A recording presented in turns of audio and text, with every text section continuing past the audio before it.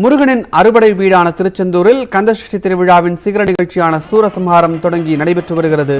அதன் நேரலை காட்சிகளை பார்க்கலாம்.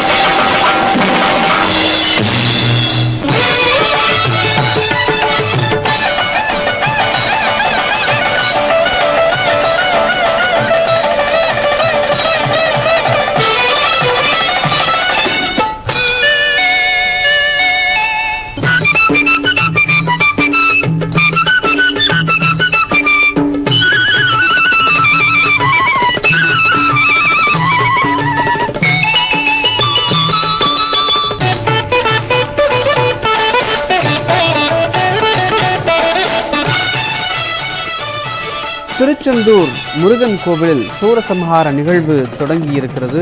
இன்னும் சற்று நேரத்தில் அந்த நிகழ்வு தொடங்க இருக்கக்கூடிய சூழ்நிலையில் பக்தர்கள் யாரும் கோவிலுக்கு வந்து இந்த சூரசம்ஹார நிகழ்வை பார்ப்பதற்கு அனுமதி வழங்கப்படவில்லை. கடந்த ஆண்டு கொரோனா காரணமாக இந்த நிகழ்வு என்பது பக்தர்கள் இல்லாமல் நடைபெற்றது. இந்த ஆண்டும் அதேபோல் பக்தர்கள் இல்லாமல் இந்த சூரசம்ஹார நிகழ்வு என்பது நடத்தப்படுகிறது. திருச்செந்தூர் முருகன் கோவிலில் சூரசம்ஹார நிகழ்வு ஒவ்வொரு ஆண்டும் நடைபெற்று வருகிறது. முருகனின் அறுபடை வீடான திருச்செந்தூரில் கந்தசஷ்டி திருவிழாவின் சிகர நிகழ்ச்சியாக கருதப்படக்கூடிய இந்த சூரசம்ஹார நிகழ்வு தற்போது நடைபெற்றுக் கொண்டிருக்கிறது. திருச்செந்தூர் முருகன் கோவிலிலிருந்து வரக்கூடிய இந்த நேரலை காட்சிகளை தற்போது நாம் பார்த்து கொண்டிருக்கிறோம். இது தொடர்பான கூடுதல் விவரங்களை வழங்குவதற்காக நமது செய்தியாளர் சிவமணி களத்திலிருந்து இணைந்திருக்கிறார். சிவமணி, விவரம் என்ன? நிச்சயமாக விஷ்ணு, திருச்செந்தூர் அருள்மிகு சுப்பிரமணிய சுவாமி கோவில் அப்படிங்கிறது இயற்கை எழில் கொஞ்சம் கடற்கரையில் அமர்ந்திருக்கிறது.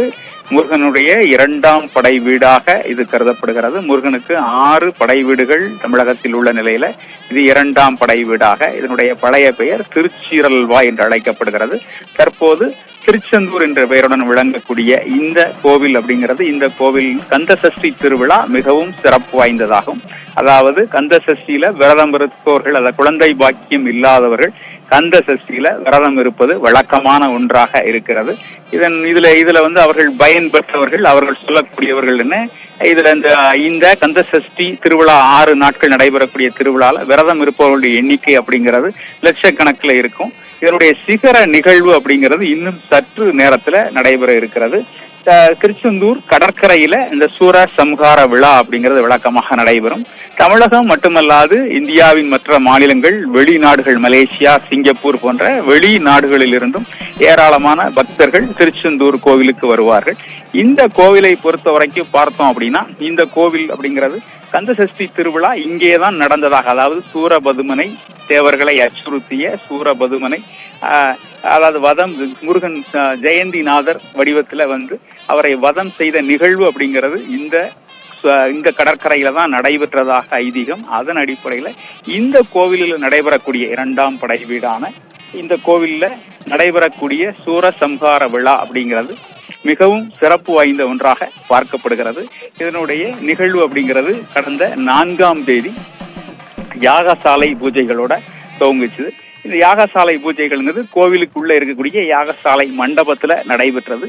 தொடர்ந்து காலை மாலை என 2 வேளைகளிலும் அந்த யாகசாலை பூஜைகள் கோவில்ல நடைபெற்று வந்த நிலையில இன்றைக்கு காலை 1 மணி அளவில் கோவில் நடை திறக்கப்பட்டு உதய மார்த்தாண்ட அபிஷேகம் உள்ளிட்ட சிறப்பு பூஜைகள் நடைபெற்றது. காலை 6 மணிக்கு யாகசாலை பூஜைகள், 6ஆம் நாள் யாகசாலை பூஜைகள் அப்படிங்கிறது துவங்கியது. தொடர்ந்து யாகசாலை பூஜைகள் நடைபெற்று வந்த நிலையில மதியம் 12 மணிக்கு ஜெயந்திநாதருக்கு சிறப்பு அபிஷேகங்கள் நடைபெற்றது.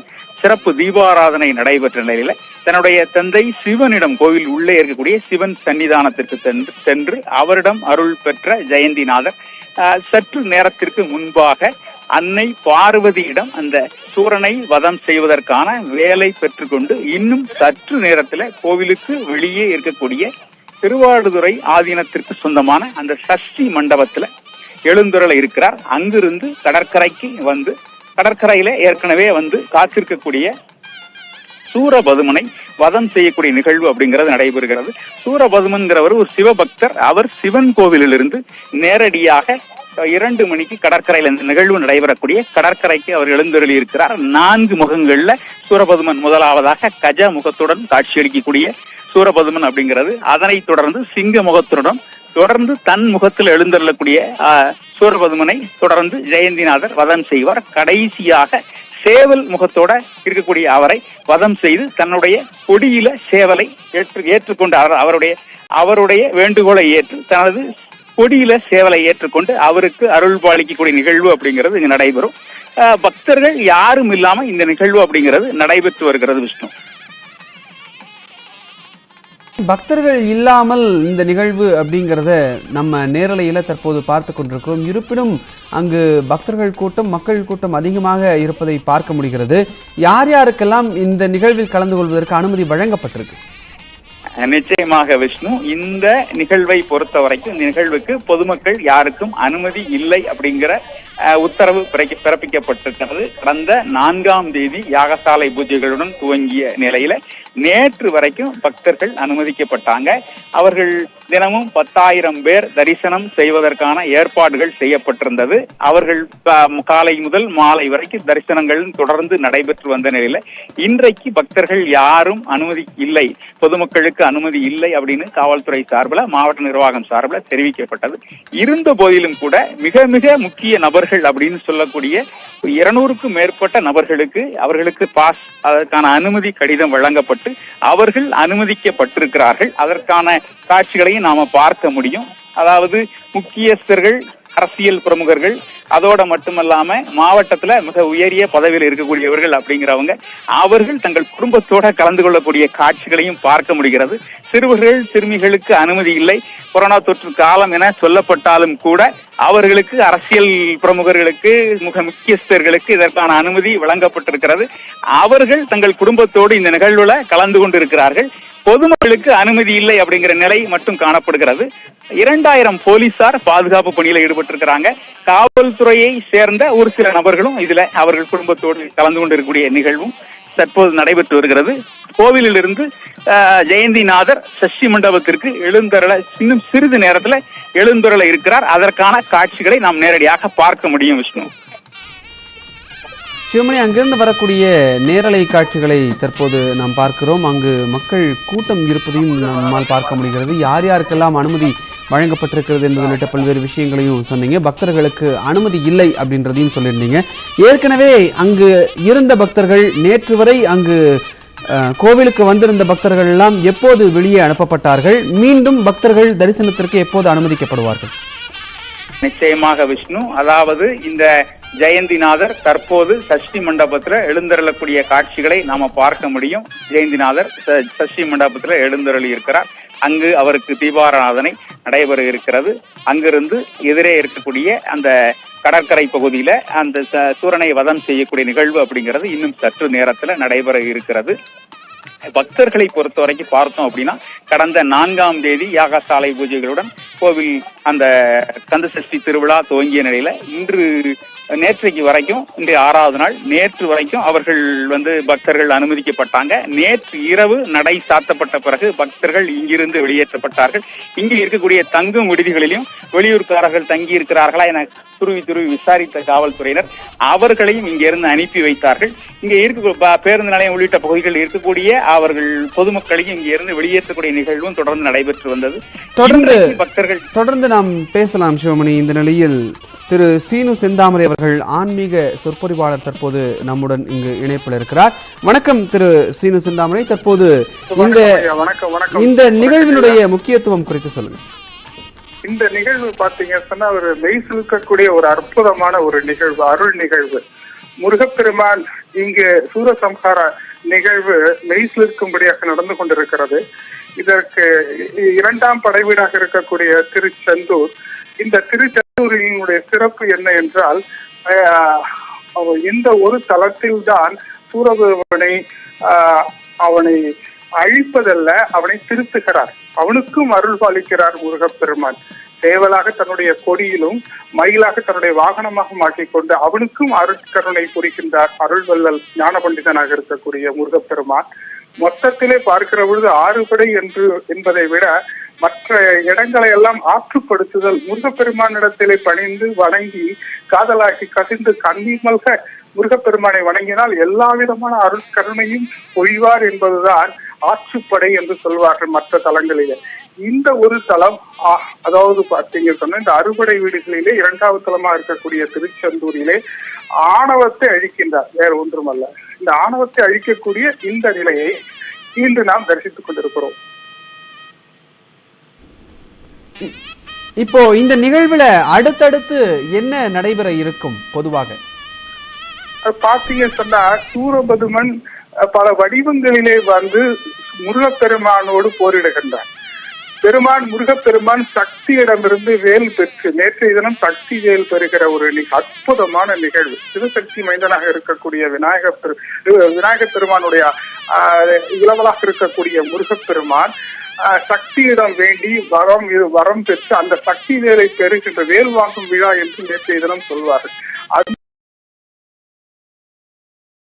ஒரு வீரனை அசுரனை அழிக்கின்ற, அவனை திருத்துகின்ற, அருள்பாலிக்கின்ற ஒரு அற்புதம், அவனுக்கும் மோட்ச வீடு பெற்று கொடுக்கின்ற ஒரு அற்புத நிகழ்வுதான்.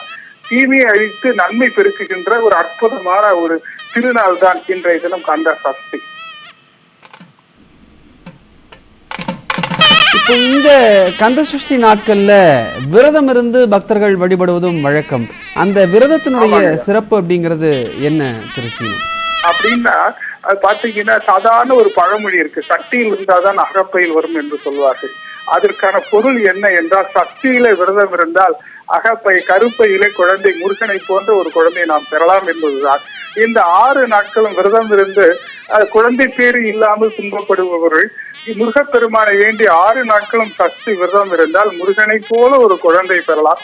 அது ஒரு சிறப்பு. இன்னொன்று, திருமணமாகாத பெண்கள் கந்த சஷ்டி விரதம் இருந்தால் நல்ல ஒரு இல்லற வாழ்க்கை கிடைக்கும் என்பது அசைக்க முடியாத ஒரு நம்பிக்கை. திருச்சினு, நீங்க அங்கிருந்து வரக்கூடிய அந்த நேரலை காட்சிகளையும் தற்போது பார்த்துட்டு இருக்கீங்க அப்படின்னு நான் நினைக்கிறேன். ஜெயந்திநாதர் அந்த மண்டபத்தை விட்டு வெளியே வந்து கொண்டிருக்கக்கூடிய அந்த காட்சிகளை தற்போது நாம் பார்த்து கொண்டிருக்கிறோம். இது குறித்து விளக்க முடியுமா? அதாவது பாத்தீங்கன்னு சொன்னா ஒரு ஆக்ரோஷமாக வந்து கொண்டிருக்கிறார் என்றுதான் நம்ம சொல்லலாம். அதாவது முருகப்பெருமான் எவ்வளவு இனிமையானவரோ அதே நேரத்தில் அவருக்கு ஒரு தவறு என்றால் அதை தைரியமாக போரிடுகிற ஒரு ஆற்றலை மனிதர்கள் பின்பற்ற வேண்டும் என்ற ஒரு உணர்வு. முதல் உரிமை முழக்கம் செய்தவர் முருகப்பெருமான் என்று நாம் படத்திற்காக அந்த செய்தியை நாம் பார்த்திருக்கிறோம், புராணத்திலே படித்திருக்கிறோம். அதுபோல ஒரு தீமை எழுகிற பொழுது அதை அழிக்கக்கூடிய, அந்த தீமையை அழித்து தீமை செய்தவனுக்கும் அருள் பாலிக்கிற ஒரு அற்புத நிகழ்வு மெய்சிலிருக்கும்படியாக அந்த உணர்வை, அந்த தெய்வீக உணர்வை நம்ம பெறுவதற்கு இந்த தருணம் நமக்கு ஒரு அற்புதமாக வழிகாட்டுகிறது என்றுதான் சொல்ல வேண்டும். இப்போ அங்க வேலை மீண்டும் முருகனிடம் கொடுக்கக்கூடிய அந்த நிகழ்வு அப்படிங்கிறது பார்த்துட்டு இருக்கோம். இதற்கு அடுத்தடுத்ததாக என்னென்ன நிகழ்வு நடைபெற இருக்கிறது? தற்போது நடைபெறக்கூடிய இந்த நிகழ்வினுடைய அர்த்தம் என்ன? அதாவது பாத்தீங்கன்னு சொன்னா ஒவ்வொரு முகமாக அவன் வருகிறான். நான் மொத்தத்திலே பார்க்கிற பொழுது 4 நிலைகளிலே வருகிறான். இறுதி நிலையில்தான் அந்த சூரபதுமன். அந்த இறுதி நிலையிலே சூரபதுமனை வீழ்த்தி தன்னுடைய போரினை நிறைவு செய்கிறார் என்பதுதான் அடுத்தடுத்து வருகிற ஒரு நிகழ்வுகள் என்று நாம் சொல்லலாம்.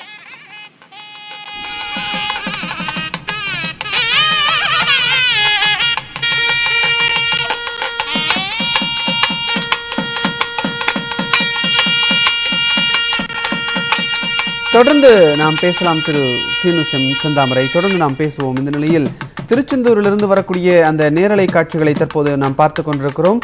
திருச்செந்தூர் சுப்பிரமணிய சுவாமி கோவிலில் இருந்து வரக்கூடிய அந்த சூரசம்ஹார நிகழ்வினுடைய நேரலை காட்சிகளை தற்போது நாம் பார்த்து கொண்டிருக்கிறோம்.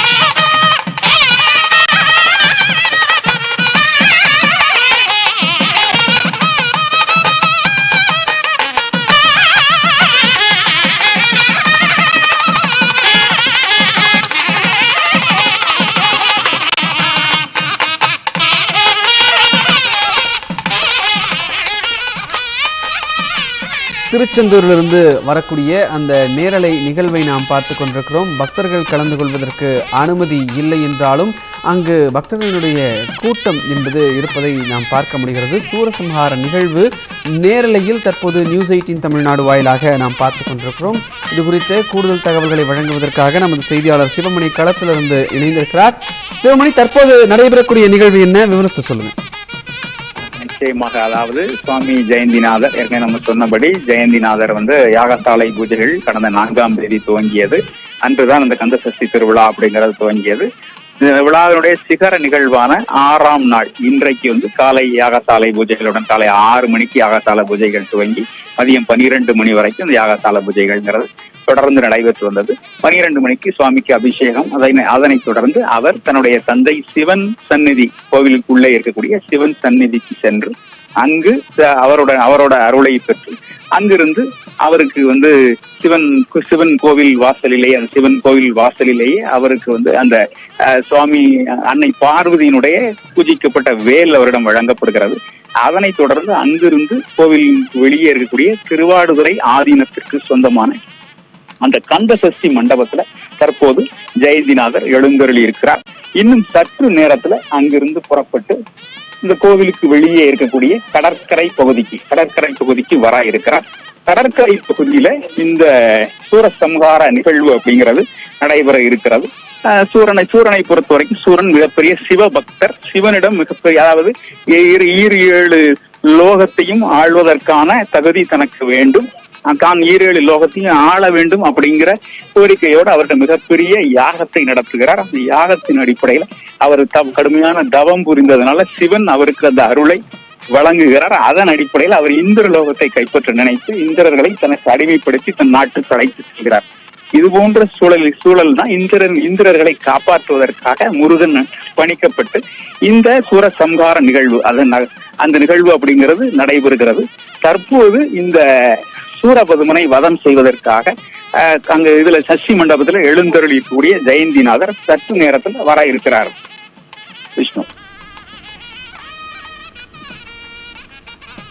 இந்த கடற்கரையில் இந்த சூரசம்ஹார நிகழ்விற்கு பல்வேறு ஏற்பாடுகள் செய்யப்பட்டிருக்கிறது. இந்த சஷ்டி மண்டபத்திலிருந்து எப்போது ஜெயந்திநாதர் இந்த கடற்கரை பகுதிக்கு அழைத்து வரப்பட இருக்கிறார்? நிச்சயமாக, அதாவது சஷ்டி மண்டபத்துல எழுந்தருளக்கூடிய அவருக்கு பூஜைகள் தற்போது நடத்தப்பட்டு வருகிறது. இங்கிருந்து சற்று தொலைவில் தான் இந்த கடற்கரையினுடைய ஆரம்ப பகுதியிலேயே இதற்கான நிகழ்வு அப்படிங்கிறது நடத்தப்படுகிறது. வழக்கமாக இந்த சூரசம்ஹார நிகழ்வை காண்பதற்காக 5 லட்சத்திற்கும் மேற்பட்ட பக்தர்கள் கடற்கரை முழுவதுமாக குழுமியிருப்பார்கள். தற்போது அதற்கான அனுமதி இல்லாத நிலையில மிகப்பெரிய பதவியில் இருப்பவர்கள் தங்களது குடும்பத்தோடு கலந்து கொண்டு இருக்கிறார்கள். அவர்களுக்கு இதிலிருந்து விலக்கு அளிக்கப்பட்டிருக்கிறது. பொதுமக்களுக்கு அனுமதி இல்லை அப்படிங்கிற சூழல் இருக்கிறது. இருந்த போதிலும் கூட சூரபதுமனை தூக்கி வரக்கூடிய நபர்கள் அப்படின்னு 100க்கும் மேற்பட்டவர் என மொத்தத்தில் ஒரு 5000க்கும் மேற்பட்டவர்கள் இதில் கலந்து கொள்ளக்கூடிய நிகழ்வு அப்படிங்கிறது தற்போது நடைபெற்று வருகிறது. மிக முக்கியஸ்தர்கள் 1000க்கும் மேற்பட்டவர்கள் கலந்து கொண்டு இருக்கிறார்கள். இன்னும் சற்று நேரத்துல அங்கிருந்து, அதாவது தற்போது தீபாராதனை நடைபெறக்கூடிய காட்சிகளை நம்ம நேரலையில பார்க்க முடியும். இன்னும் சற்று நேரத்துல அங்கிருந்து ஜெயந்திநாதர் புறப்பட்டு கடற்கரை பகுதிக்கு வந்தடைகிறார். அங்கு அவரை சுற்றி, அதாவது கஜ முகத்தில் இருக்கக்கூடிய சூரபதுமன் அவரை சுற்றி போருக்கு தயாராகக்கூடிய நிலையில முதலாவதாக கஜ முகத்தில் இருக்கக்கூடிய சூரபதுமனை ஜெயந்திநாதர் தன்னுடைய அன்னை பார்வதி வழங்கிய வேலை கொண்டு வதம் செய்கிறார். அதனை தொடர்ந்து அவர் சிங்க முகத்துல வரக்கூடிய நிலையில தொடர்ந்து தன்முகத்துல தன்னோட ஜெயந்திநாதரோட போர் புரியக்கூடிய நிலையில கடைசியாக சேவல் முகத்துல வரக்கூடிய அவர் அவரை அங்கிருந்து வதம் செய்துவிட்டு அவருடைய வேண்டுகோளை ஏற்று அந்த சேவலை தன்னுடைய கொடியில், அதாவது தன்னுடைய ஜெயந்திநாதர் தன்னோட கொடியில ஏற்று அவருக்கு அருள் பாலிக்கக்கூடிய நிகழ்வு அப்படிங்கிறது இன்னும் சற்று நேரத்துல நடைபெற இருக்கிறது. அதற்காக ஜெயந்திநாதர் தற்போது அந்த சஷ்டி மண்டபத்திலிருந்து எழுந்தருளி சஷ்டி மண்டபத்திலிருந்து அங்கிருந்து புறப்பட்டு கடற்கரைக்கு வர இருக்கிறார். சூரசம்ஹார நிகழ்வினுடைய நேரலை காட்சிகளை பார்த்து கொண்டிருக்கிறோம். திருச்செந்தூர் சுப்பிரமணிய சுவாமி திருக்கோவிலிருந்து வரக்கூடிய அந்த நேரலை நிகழ்வை தற்போது நாம் பார்த்துக் கொண்டிருக்கிறோம். களத்திலிருந்து நமது செய்தியாளர் சிவமணி வழங்கக்கூடிய தகவல்களையும் தற்போது நாம் பார்த்தோம். நன்றி சிவமணி, உங்களுடைய தகவல்களுக்கு.